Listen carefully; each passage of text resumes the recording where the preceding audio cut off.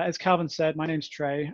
I help Python and Django teams onboard teammates and turn their front-end developers into full-stack Django developers through my company, Truthful Technology. So I do training for teams. That's kind of the main thing that I do, but sort of a fun thing I've been doing the last couple of years is running a Python exercise subscription service where I send out one Python exercise every week for novice, intermediate, and advanced users. And it is called Python Morsels. And I now realize I wish I'd sent you all stickers because I have hundreds of them because I did a bulk order a while ago, but at some point I will get you stickers. So this talk, it's kind of a sequel to another talk that I've given called Loop Better. Show of hands, has anyone actually seen my Loop Better talk? I'm wondering if there's anyone who's actually seen that there. A couple people. So this is a sequel to a talk that I expected most of you haven't seen, and that's true. You haven't seen it. In that talk, I kind of talked about that scary thing that Cash actually talked about earlier, which is taking a for loop and implementing it as a while loop, which is impractical and scary. In today's talk, I would instead like to kind of follow up on that and ask the question, how can we use these iterator things that I talked about in that talk to make our code better? So lazy looping is all about iterators. Now, I'm using this term iterator. I haven't defined it. So the first thing I want to do is at least somewhat quickly, hopefully, define what is an iterable and what is an iterator, and how are these two things related and different. So iterables in Python are anything that you can loop over. Lists, strings, sets, dictionaries, generators, files, zip objects, enumerate objects, lots and lots of things in Python are iterables. They're kind of all over the place in Python. Anything that you can use a for loop on, it is an iterable. So if you can loop over with a for loop, it's an iterable. All Python iterables are powered by iterators. So iterators are the thing that powers for loops, that powers iterables. Anytime that you loop over an iterable in Python, Python does two things. First thing it does is it grabs an iterator from that iterable using the built-in iter function. This function, it can be used by you or by Python under the hood to grab an iterator from any iterable in Python. After that, it takes that iterator and it calls next on it over and over to actually get the items from that iterator. This is how looping actually works under the hood in Python. Once it gets to the end of that iterator, it will give you a stop iteration exception. Now, we don't normally see any of this, or we don't normally do any of this. Python does this under the hood for us. This is how iterators actually work, though. So you can think of a for loop in Python as equivalent to this code here. This is that scary for loop implemented as a while loop. This is equivalent to this. So when you are executing a for loop in Python, the first thing that it does is it gets an iterator from the iterable that you're iterating over. After that, it loops repeatedly. And during each iteration of the loop, it grabs the next item from that iterator. Once it has that item, it executes whatever the body of that for loop is supposed to do. And if it gets a stop iteration exception along the way, it knows that there are no more next items, that it is done looping at that point. And it has exhausted the iterators the way we talk about that. So it's time to stop looping. So the iterator is the thing, or to get an iterator from an iterable, we use that iter thing. To get the next item from an iterator, we use next. Those are kind of the two parts of this recipe here, iter and next, the two things that we don't normally really see or care about so much. So from Python's perspective, though, it thinks of iterables differently. It thinks of iterables as anything you can call iter on. That's the only thing it cares about. Something's an iterable if you can call iter on it. Something is an iterator if you can call next on it to get its next item. So kind of put simply, that's the way Python sees the world. It's those two simple rules that kind of make up the way looping works. A really strange fact about iterators that is also confusing and is not obvious from learning about iterators is that they are also iterables. So this iterator here, it powers iterables, but it is also itself an iterable, which is confusing and weird. So what can we do with iterables? What's the one thing that we can do? I'll let you think about that. I think you're muted there, so I'm just going to say it is looping over that iterable. The one thing we can do with an iterable is looping over it. So iterators, they are also iterables, which means we can loop over them. We loop over an iterator, it gives us its values back, whatever's inside it. But if you loop over an iterator, from Python's perspective though, so from our perspective, the thing you can do with an iterator is loop over it. From Python's perspective, the one thing you can do with an iterator, or an iterable, this is really confusing. There's two words that are very, very similar, iterator and iterable. And I messed this up in my last talk. I'm gonna mess it up probably at least another time here. An iterable, the one thing you can do with it is get an iterator from it using that built-in iter function. When you ask an iterator for an iterator, it will give you back an iterator. The iterator it gives you back is actually itself though. So an iterator is its own iterator. Now, this is confusing, it's weird, we don't entirely need to know this, but it's helpful for kind of understanding the thing that I want to actually get at here. Iterators, you can think of them as lazy iterables, single-use lazy iterables. They compute their next item as you loop over them, and when you stop looping over them, and then they start up again wherever you left off there. So they exhaust themselves. They're kind of like a, did my screen change here? No, it didn't. They're kind of like a tally counter that only goes upwards and cannot be reset. So they go upwards, they cannot be reset. Or they're kind of like a Hello Kitty Pez dispenser that cannot be reloaded once you've removed all of the Pez from it. You can take a Pez out, you can't put them back in. So they are exhaustible units. All right, iterators, so some of my speaker notes here, towards the end of this talk, it's gonna get slightly rough. I actually forgot to ask, how much time do I have? Is it 30 or 45 minutes? And technically 45 is good. Technically 45, excellent. Well, this is supposed to be a 30-minute talk. It may be a 45-minute talk, so you may actually get more than than I bargained for you to get. I love the value. Iterator, yeah, an iterator, I think the webcam dropped out there on your end. It is my webcam, by the way, still up? Oh, it is, there we go. An iterator is, from our perspective, something that you can get the next item from over and over. From our perspective also, the way we're going to be talking about these for pretty much the rest of this talk is that an iterator can also be thought of as a single-use lazy iterable. It's something you can loop over just one time, and it's allowed to kind of generate values as it goes, which can be really useful for writing your code in kind of a lazy way.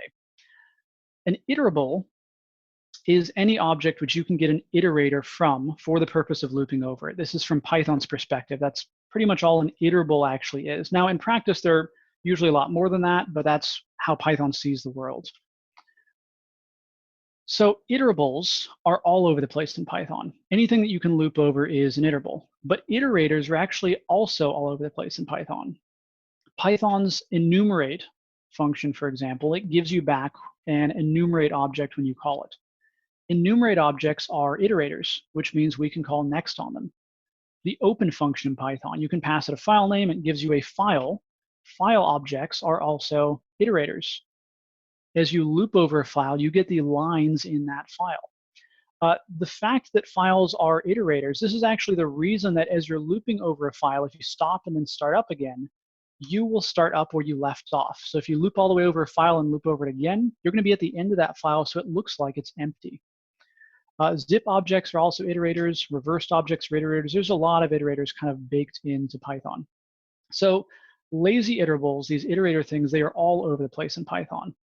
All right, so that's kind of the review of the talk that you didn't see, that Loop Better talk, the quick review. Our objective now is to learn how to create these lazy iterables ourselves by making iterators.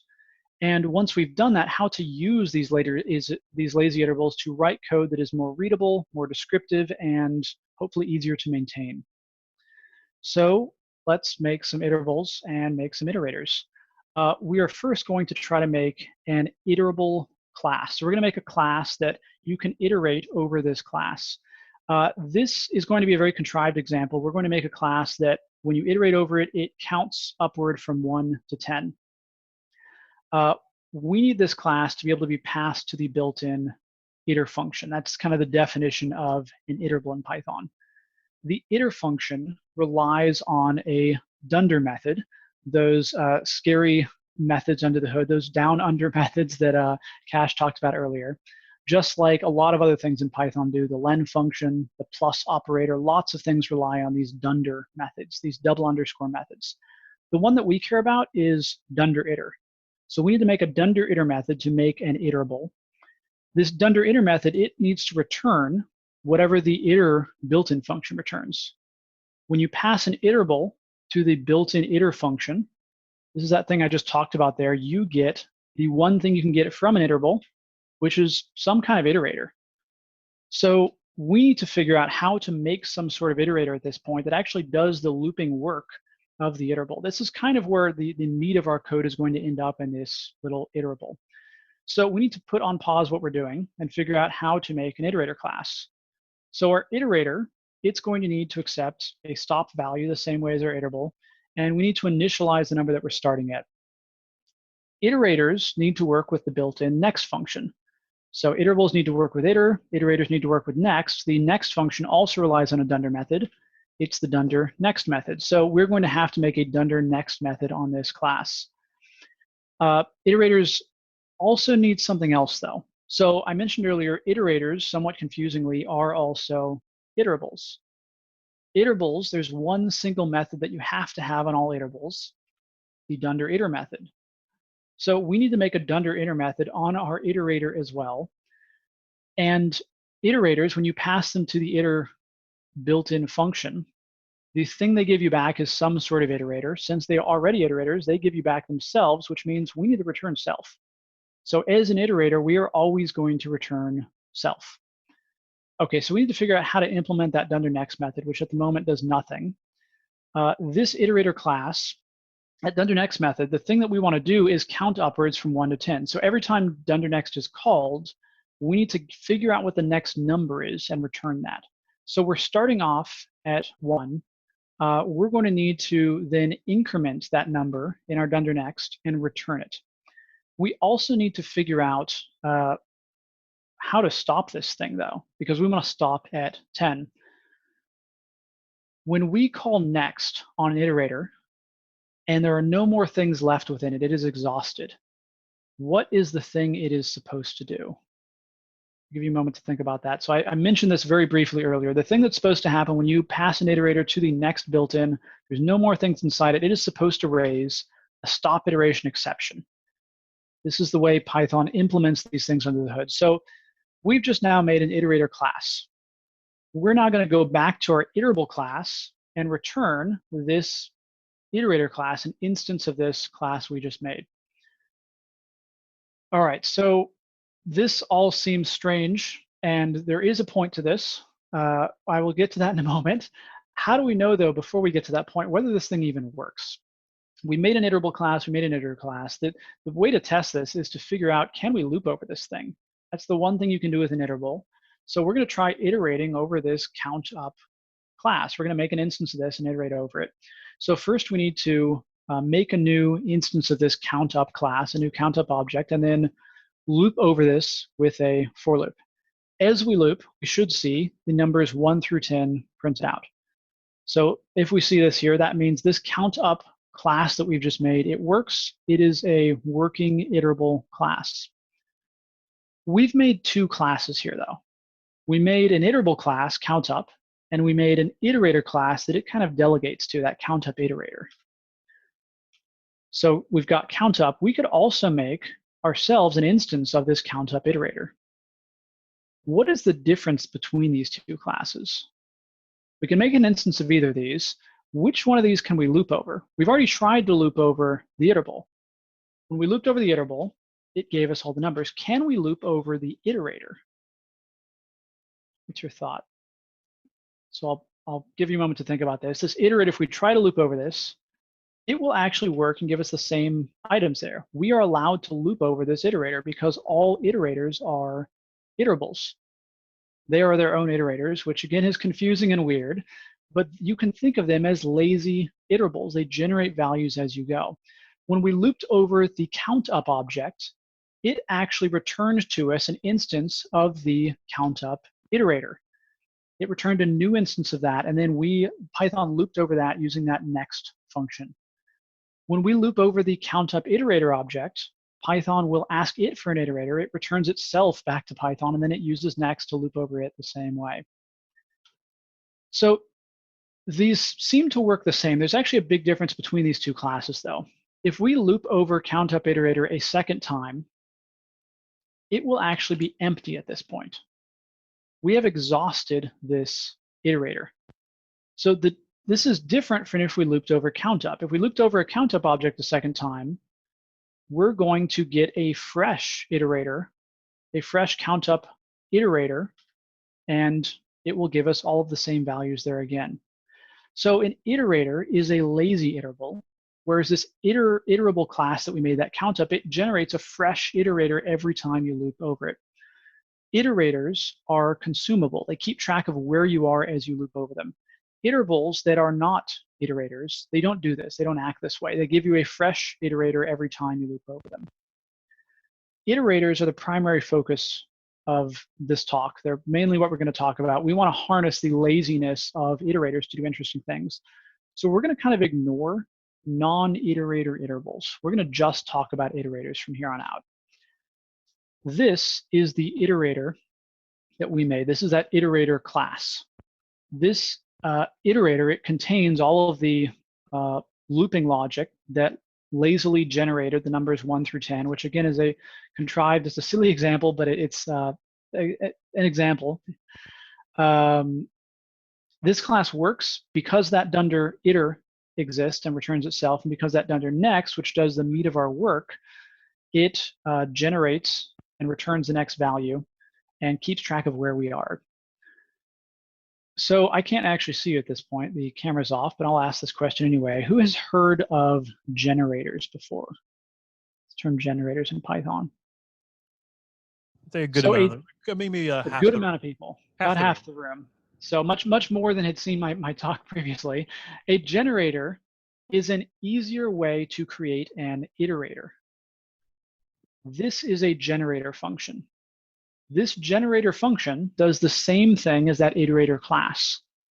So when you've heard people talk about generators, generators are a shortcut for making iterators. So we don't have to do the work that we just did here of making this iterator class. We can instead make a generator function. So this generator function, it probably looks very similar to a Python function, which you've probably seen if you've written any Python code. This isn't actually a function, though. At least it's not a function like other functions in Python. That yield statement, that makes this thing into a completely different animal. It's not a normal function. It is a generator function. When we call a function normally, it executes the body of the function, and it returns whatever value it gives back to us if there's a return statement in that function. When we call a generator function, though, it returns a generator object to us. Generators are iterators. This generator object is an iterator, which means if we want to get data from this generator object, we can do the same thing we can do with iterators. We can call next on it, or if we'd like to, we can treat this as kind of a lazy iterable. We can loop over it. So generators, like other iterators, they are exhaustible. And once we've looped over this thing, it is empty. If we ask this generator for an iterator, like other iterators, it will give us itself back. So this is really a shortcut for making that iterator we made before. It acts exactly like an iterator, and it is an iterator. We talk about generators as being iterators. So this generator function, it is equivalent to this countup iterator class that we made before, which is a little bit weird because it looks like we've made a function instead of a class, but we get something kind of a little bit more like a class out of it. The control flow of this generator function, it's really different from the control flow of a regular function. A regular function, it gives you output whenever it returns. Once you've returned, that function exits. A generator function, it gives you output whenever it yields, but they don't exit when you yield. They basically put themselves on pause until the next time you ask them for another item. And then they'll keep executing until they get to another yield an item to you, and then it's your turn to then pass back to them and ask them for another item if you'd like. And once the generator function returns, it stops. It raises that stop iteration. It has no more items. So you can think of generator functions, the way they work, and iterators as kind of a dance between the generator function and the for loop that is iterating over it. It's putting itself on pause, passing work back to the for loop. The for loop does its job, and then it goes back to the generator function when it decides to. Generator functions are not like regular functions. So they look like functions, they act sort of like functions, they're not the same. The presence of yield makes them really different. So here's just a regular function. When we call this function, it prints out hello world. If we put in this function a single yield statement, even though it's unreachable, we put if false yield none, which is never going to be reached, this is no longer a function. It's a generator function. So what will happen when we call this function? What's your guess? So when we called hello before, it printed out hello world. When we call this function now, it doesn't print anything, but it gives us a generator. If we ask this generator for its next item, well, if we ask another generator here, we call it again, we ask it for its next item, it will then print out hello world. So it now executed the function, and it raises a stop iteration exception because we've reached the end of that generator function. So the presence of yield in a function makes it no longer a function, it is now a generator function. Generator functions and classes are all callables, meaning we can use parentheses to call these things, and we expect something back when we call them. When we call a function, what we get back is whatever it returns to us. If it returns something, we get that return value back. When we call a class, we get an instance of that class back. When we call a generator function, it gives us a generator object. And generator objects are iterators. They are lazy iterables. When Python calls the dunder iter method in our countup class, what is it expecting to get back? So that dunder iter, it calls that method. It is expecting to get back an iterator. When we were returning before an instance of our countup iterator class, we could have instead decided to return some other type of iterator. For example, a generator, which we could make with a generator function. So this generator function is equivalent to this iterator class. When we call the iterator class, it gives us an iterator object. We can get the numbers 1 through 10 by looping over it. When we call the generator function, it gives us an iterator in the form of generator that will give us the numbers 1 through 10 as well when we loop over it. Knowing that these two are the same means that we could actually take our countup class and implement that dunder iter by using a generator function. This is actually the most common way to implement dunder iter methods in Python, because there's really not much point in writing out a whole class with a dunder init, a dunder iter, dunder next, when we could just write a generator function instead that does the same exact thing. There's actually a bug in this code here. There's supposed to be an n equals 1 and n plus equals 1. You can just pretend that it works. We're beta testing my slides. So it's not very common to see code like this in Python, a whole iterator class. It is actually fairly common to see something like this in Python, a generator function, which is equivalent to that whole iterator class. So generator functions, they might seem scary with that yield. The alternative, though, is something that's even scarier, which is that iterator class. There is actually another way to make an iterator easily, though, and in fact, to make a generator object outside of a generator function. There's something called a generator expression. A generator expression looks like this. It looks kind of like a list comprehension.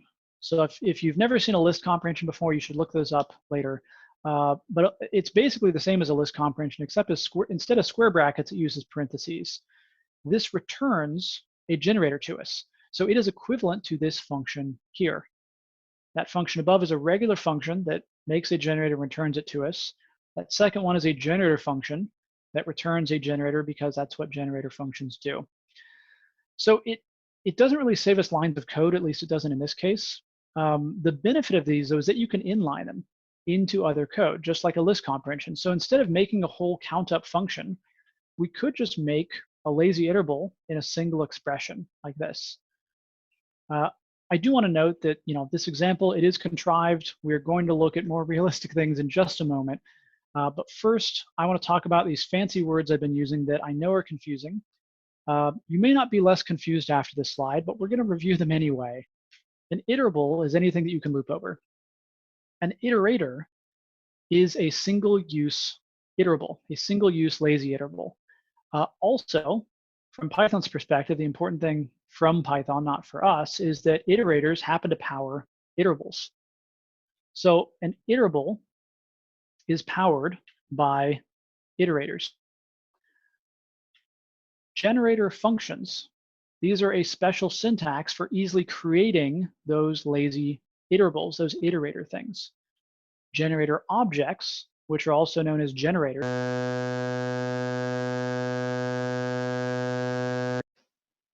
Apologize, I think my audio just went out. Is it back? Hello, can you hear me? I'm gonna, let me know when you can hear me there. I think my phone stole my Bluetooth headset from my computer, which was not particularly convenient while I'm giving a talk. Yeah, you're back. I am back, excellent. So a generator object, which I also refer to as generators, and you will hear people refer to as generators. It is the thing you get back when you call a generator function. So it is one of these iterator things, but it's kind of our easy way to make an iterator. A generator expression is another way to make a generator object. It's a single statement which makes a generator object for you. So a generator function and a generator expression, they both create and give you back a generator object, which is itself an iterator. It is an implementation of this iterator thing. And an iterator, somewhat confusingly, is also an iterable, which iterables, remember, are powered by iterators. So I'm going to ask you who's confused here. I'm assuming, hopefully some of you are raising your hands. I'm guessing most of you, because I am confused at this point. There are because definitely some hands up. Definitely some hands up. Python Definitely is some hands up, confusing yeah. with its terminology. It actually gets more confusing than this, and I'm kind of going to gloss over this a little bit, but I do want to mention that I use the term generator to mean generator object. The Python documentation uses the term generator to mean generator function. When it talks about generator objects, it always uses the term generator iterator, which is not a term I think I've ever heard anyone say out loud, at least not in casual conversation. Words are confusing, they seem to have no meaning, and I have no answer for this. The word generator, generator function, generator iterator, generator expression, these are confusing. That generator thing is especially ambiguous, unfortunately. The reason I use generator to refer to a generator object is a generator object, its type is generator. A list object, its type is list. When I talk about list objects, I usually talk about lists. I have a list. When I have generator objects, I say I have a generator. So the Python documentation disagrees. Keep that in mind if you're looking this stuff up afterward. All right, that was quite a while for an introduction. I finally want to get to what can we do with these things. So these lazy iterable things, what are these actually good for?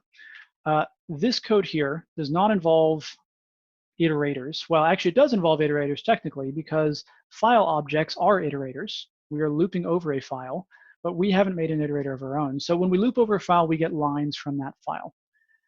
Python uses kind of a small buffer in there to keep those lines in memory and give them back to us.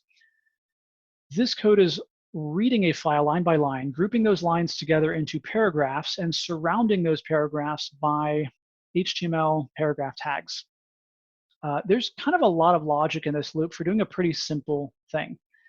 It would be nice if we could somehow split this logic up to wrap the bit of this logic that separates our paragraphs up into a separate function. So here we're kind of imagining some magical by-paragraph function that we could pass our file to. And a file, you can think of it as an iterable of lines. As we iterate over it, it gives us lines. We pass those lines to this by-paragraph function. It returns to us magically somehow paragraphs. Then we loop over the paragraphs and do that kind of HTML work we were doing there. So you can think of by-paragraph as a sort of wrapper function. It wraps around a file and lazily gives us paragraphs from the file. we can make this by paragraph function using a generator function. It looks like this. So this generator function actually looks very similar to our original for loop. It loops line by line over the lines that are given to us, joining those lines together until an empty line is found, at which point it kind of ends the current paragraph, yields that out, and then we start over with a brand new paragraph. We don't need to know how it works because we already had code that does it. We're just kind of moving it into a function that can put itself on pause with that yield thing. After we've reached the end of the file, there's another yield there at the very end. We yield the last paragraph because we want to make sure we always yield that last paragraph out because our file probably doesn't end with an empty line. So back to our actual code that uses by paragraph. This loop here, I find this a lot more descriptive than the loop we had before. We've kind of separated the two bits of our code that were entangled in each other before. We've taken the part that separates the paragraphs and stuck it in its own generator function. And the part that does the HTML work, it's in this little loop here. I also think this is more maintainable though, because if you want to refactor this code, you can separate the refactorings of the loop that kind of glues together this bit of HTML and the refactoring of the loop that identifies what is a paragraph in a file. So for example, if we wanted to refactor this little loop here to, instead of concatenating text over and over, concatenating these strings over and over, use a generator expression and the string join method, we just refactor this. We don't have to touch that by paragraph function at all. So we've now got a file object, which is an iterator. We're passing into the by paragraph, which gives us back a generator, which is also an iterator. We pass that, or we're looping over that in a generator expression, which gives us back another generator, also an iterator. We don't really have to care about that work though. The thing we care about is that we can read this code and it's somewhat descriptive. If instead of refactoring this, regardless of whether we refactor this loop, if we want to refactor the paragraph splitting code, we could take that function and refactor it. So for example, we might want to fix some of the logic here that it's kind of naive. It's assuming every time we see a blank line, we want to kind of say we have a new paragraph. If we have two blank lines in a row or blank lines at the beginning of the file or the end, this is not going to work out well. So we might want to do something more sophisticated and check for empty paragraphs here and add some more logic. I'm not going to explain that because that's something we could always do later. We refactor that function and voila, we can continue using it. So that's kind of one example of a way that you might practically use generators in your own code to take a bigger loop and break it up into two small chunks. One that's a generator function, one that's a little bit of your loop that does its actual important logic. Another example of a place where you might want to have an iterator is this. So this is a function that takes an iterable and returns true if all of the items in this iterable are identical. It does this by converting it to a set, checking its length, and seeing is it the same as the length of the original iterable. This doesn't actually work on all iterables. I say that because you can loop over all iterables, you can convert all of them into a set, but they don't always have a length. So you can't ask, for example, a generator what its length is. So we could fix this by converting the incoming iterable into a list and get a sequence out of it, a list there, and then ask it for its length, convert it to a set, ask it for its length, and compare those. This works, but there's kind of two problems with this. The first is that if we have a very long iterable, we probably don't want to copy it into a list, then copy it into a set and compare those two. That might be kind of memory inefficient there. Also, this only works with hashable objects. It only works with things you can throw into sets, which are those things that Cash talked about earlier, things you can use in dictionaries, those keys, those have to be hashable, which means we might not be able to use, for example, lists in here. So another way we could implement this is we could say, we're going to make a function that grabs the first item from this iterable and then loops over the rest of them, comparing them to the first item. Now, again, this works, but it only works on lists or other sequences because we're getting the first item by using an index, which doesn't work on generators, it doesn't work on sets, it doesn't work on quite a few other types of iterables in Python.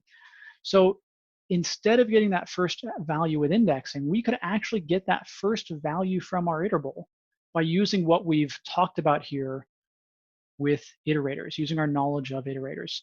By grabbing an iterator from our iterable and then using the next function to grab the first item there and then looping over that iterator the rest of the way. So before we were looping over the iterable, now we were looping over the iterator and comparing it to that first item we grabbed from it.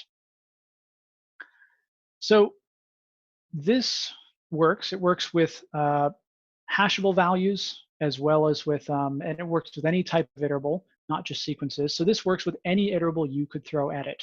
As long as it's not infinitely long, we're never going to be able to compare infinitely long intervals, all items within them. That's just a bad idea. And this doesn't require any extra memory. So another example. This is kind of an interesting one. This is a generator that counts upwards for forever. It starts at 0, it increments by 1, it's yielding values as it goes, and it just never stops counting, which might seem like a really weird thing to do. But this could actually be useful in some cases. So for example, we might want to loop over this thing, do some kind of action. We don't know how many times this action is going to be done, that its return value determines that. Count up the number of times you're doing it, or kind of keep a tally there, an index, and then break out of that loop. We can't use a range object for this because we don't know how many times we're going to do this action. So it's kind of another way of making an infinite loop, which is kind of clever and could be useful in some circumstances. Maybe a little bit more realistic use of this is we might take, for example, all of these numbers and do something with them. We might cube them. Then we might take the square root function and ask all of these cubes that we now have, are you also perfect squares? So a perfect square is something that its square root is a whole number. So these are now their squares and their cubes, which are kind of interesting numbers. I don't know why we're asking for both cubes and squares, but we're just going to go with it. This is something that's understandable math because I'm not great at math.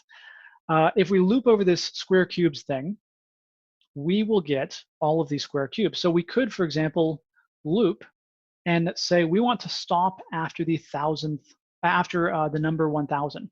So we only want to go up to 1,000, and we only get 4 of those up to 1,000. Now, if you did the math here, you might figure out that there is a better way to do this. You could, instead of taking that all numbers thing that gives you all numbers, looping over these square cubes, you could, we only really need the ones up to 1,000. The cube root of 1,000 is 10.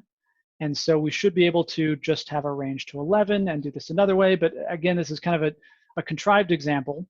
A maybe less contrived example, or a case where we might actually want something like this, is if we were going to ask the question, not for a specific number that we're going to stop at, a certain value that we want to stop looking for numbers, but a specific number of these square cubes. So for example, if we looped over these, ooh, I think my code's broken here. Yeah, we loop over these, we only get 4 of them. That doesn't make sense. There we go. If we loop over these and we try to get the first 10, we might do something like this. We only want 10 of these. Now we're converting square cubes to a list. If you look at square cubes, you'll see it is looping over cubes. If you look at cubes, it's looping over all numbers. That all numbers thing, that was every number under the sun that we made. We made a generator function that generates an infinite amount of numbers, which means this is going to generate an infinitely long list that we're then going to try to slice to get the first 10 of them, which is going to be a problem. And we're going to need to exit out of that because our program is going to continue on forever until we run out of memory. So if we want the first 10 things in a potentially infinitely long iterable, or maybe just a very long iterable, we need to invent something else for this. So for example, we might make a first n function. We pass in square cubes, we pass in some number 10, and it will give us 10 of these square cube things. So we could invent this function, again, using a generator. We could do this by grabbing an iterator from our iterable and looping over it 10 times, calling next on it over and over. A simple way to do this, if you didn't know about iterators and iterables and this whole iter and next thing, is you could just loop over this, use enumerate, see, do you have 10 of these things, and then stop once you've got 10. So I'm actually even further on time than I thought I would be, which is good. That means I can cut out slides from my doc, and there are definitely some of these I need to cut out. So I'm going to go a little bit faster here. So this first end thing, if we're getting the first 10 of our objects, what it gives us back is a generator. If we were to loop over it, we then get only the first 10 of these square cube things. So we've made a couple helper functions here that we can pass an iterable to and give us an iterable out, and they're lazy iterables all along the way. So I'm going to skip over this real quick. So if we've got two iterables and we wanted to concatenate them, we're going to get an error if these are of different types. So a list and a tuple, you cannot use the plus operator on a list and a tuple. We could instead invent some kind of concat function that loops over all the things and all these iterables and kind of joins them together using either a generator expression here or a generator function. And something I don't really have time to talk about, but you can look up if you actually start diving into generator functions yourself, is this little pattern here for something an iterable yields that thing. We can actually shorten that to use just yields from, which is kind of nifty. This is equivalent to this.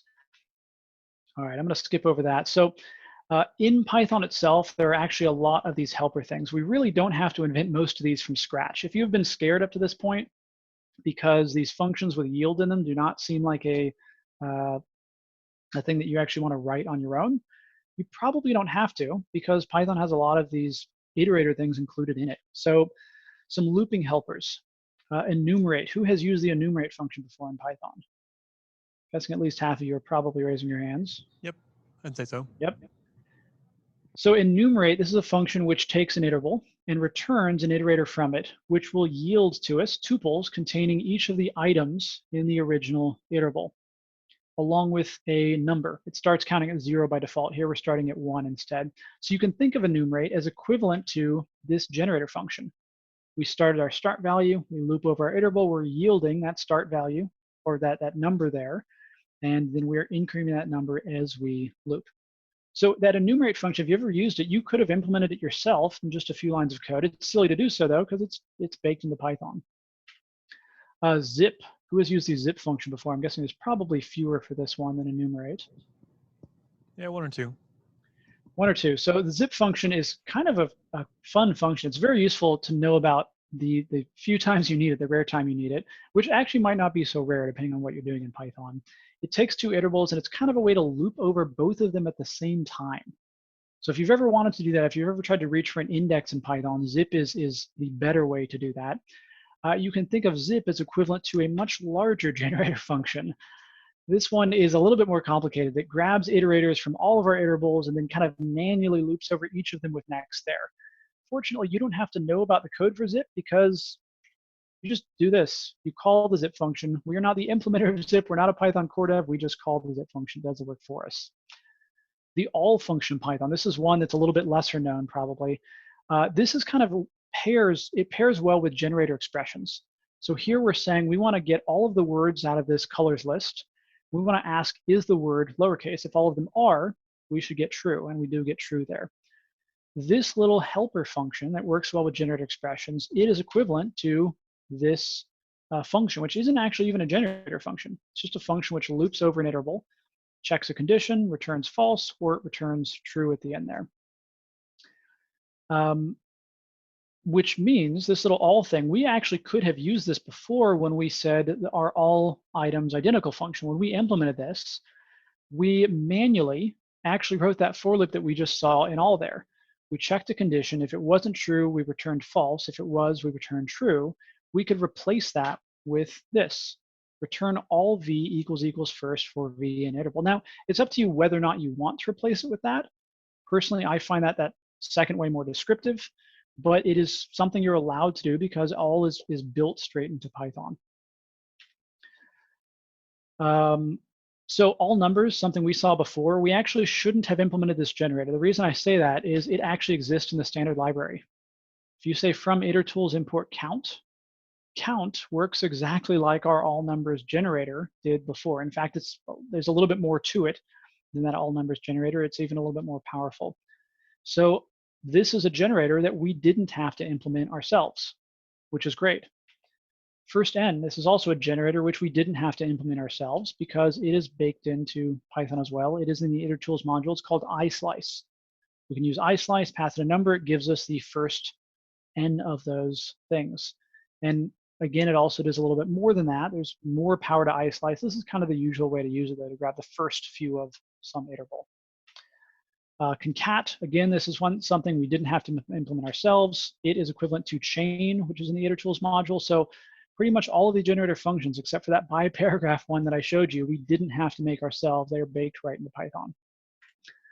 Okay, so this was fun, but the only thing we made that was useful was that by paragraph thing. So what does this practically look like in our code when we're using iterators? If we're not implementing these helper functions ourselves, how do we use these things? So this is a pretty large loop. It loops over a log file. For each line in the file, it checks to see if the line contains yesterday's date in it and it has the word error. Then we increment a number and print out that line. And once we've found 10 of those lines, we stop. So it's kind of a way to find the first 10 errors in our log file. And then after that, we print out ... if there were more than 10 lines. This loop has a lot of logic within it.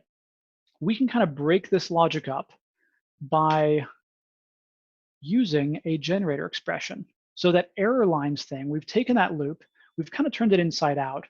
This represents all of our error lines. There could be an infinite number. There aren't, because it is a finite file, but we don't know how many there are. And it doesn't matter because that generator is lazy. It doesn't do any work until we start looping over it. Then we start looping. We use enumerate to grab just the first 10 lines. We break after that, and then we check, is there another line? If there is, we put that ... there. This can actually be even shorter, though, because we're checking for the first 10 lines. If you want the first n of something, we could use our first n function, or better yet, in the Iterators module, I mentioned that iSlice thing. We can use that to get the first 10 of those error lines. So this could be a 10 gigabyte log file, and we're not going to store all 10 gigabytes of it in memory. We're only going to store the error line we happen to be on at the moment, which is pretty handy. All right, so wrapping up here, because I know I'm definitely over time at this point. Regardless of whether you are inventing your own iteration helpers or reaching for helpers written by others, using iteration helpers can really improve the readability of your code. It's similar to splitting up one big function into a couple little functions, but instead we're kind of using iterators and generator functions to move generic looping logic out of our loops and make them a little bit cleaner and easier to understand. This can make our code more descriptive and more readable. So learn to use iteration helpers and learn where to find these iteration helpers within Python itself and within third-party libraries. And also learn how to write your own, because it can be occasionally useful to write your own generator functions and generator expressions. And if you do want to dive deeper into this topic, I actually gave a 3-hour tutorial on it at PyCon.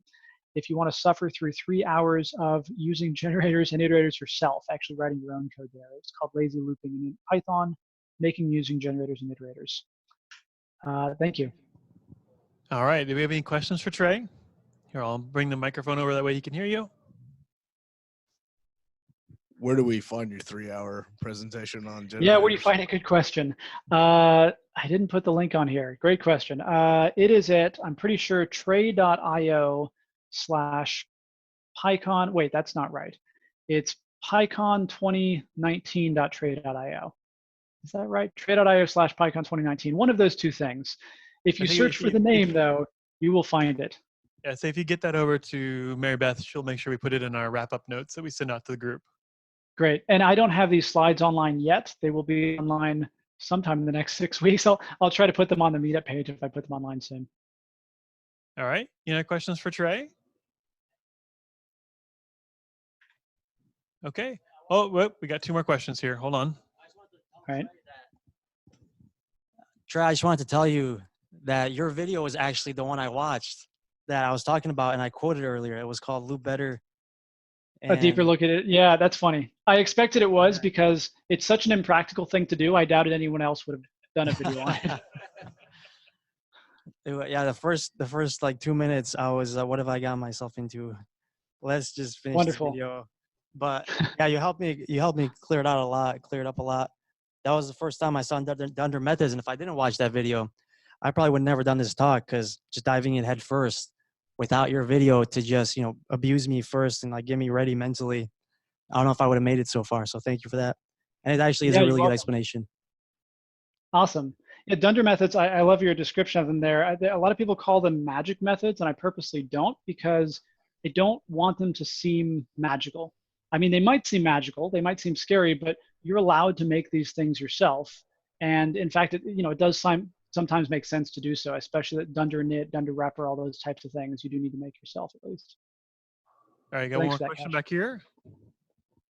So my initial question was actually just going to make fun of the Dunder down under name, but now I have to come up with a real one. So how as far as like iterators, generators, and all of you use a lot of stuff that I saw some faces around here. Look, when you said list comprehensions and expressions and things like that. How often do you find yourself in real code, not just in your teaching? Using actually writing your own Dunders and kind of doing like making your own generators and things like that. Is that a common thing that you have to do? It really depends on what I'm doing. So there's kind of two different things. Making my own Dunder methods, making generators.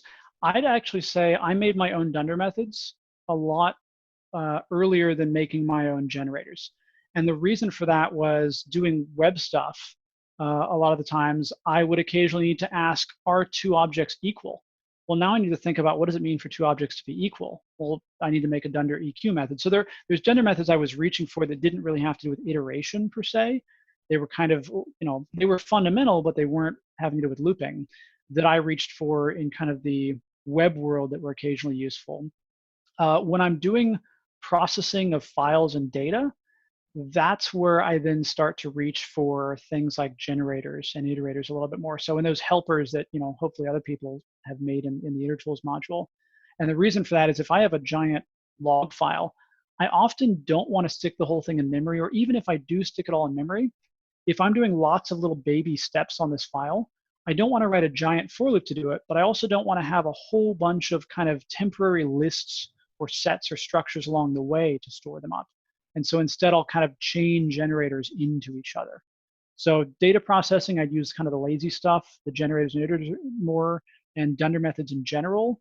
Kind of depends on what you're doing. It's sort of, if you're doing frameworky stuff, oftentimes you might need that a little bit more, or if you're doing classes, because a lot of people can use Python for years without ever making a class, which means you can probably avoid a lot of these things. Now, obviously, you do Python and Django, and you said you worked with creating your own Dunder methods for web work. Is that what this work in your background, your experience from this, is that what came from? Is that coming from Django and Python only, or were you like doing a JavaScript? What was the background that brought you to this point to write your own Dunders and come up with this? Yeah, I mean, before I ever learned Python, years before I learned Python, I did a whole bunch of JavaScript. In fact, I would have, if you asked me at PyCon 2014 what I did, I would have told you I was a front-end web developer, even though I did a lot of Python for folks, and I did full stack. Yeah, that was what I did, self-identified as, was a front-end web developer back then, because that was what I found the most interesting. I actually am one of those rare people that likes CSS. And JavaScript for many Python folks who maybe don't like JavaScript. But JavaScript doesn't have operator overloading or an equivalent to these things. And so that was confusing to me coming into Python, which is one of the reasons I avoided that for a long time. And I still do most of the time, but I do reach for them when they are handy. Nice. Does that answer your question? Yeah, I figured you were a front-end developer from the way you said that. So cool. All right, anybody else got questions? Or one more question for Trey? Hold on. It's not a question, but to the person that asked for the 3-hour talk, it's treyhunner.com/talks. And all of Trey's talks are on that website. Most of the shorter ones are on top, but the 3-hour one is there as well. treyhunner.com/talks. Yeah, and that specific one, if you only want the long one, it's pycon2019.trey.io, but you can find that from that link that you just put up there, treyhunner.com/talks. Any more questions for Trey? Trey, I want to thank you so much for joining us tonight here in Indianapolis, all the way from sunny California. Thanks for having me. I think it's been great. much appreciated. Let's give Trey a big round of applause. Thank you very much.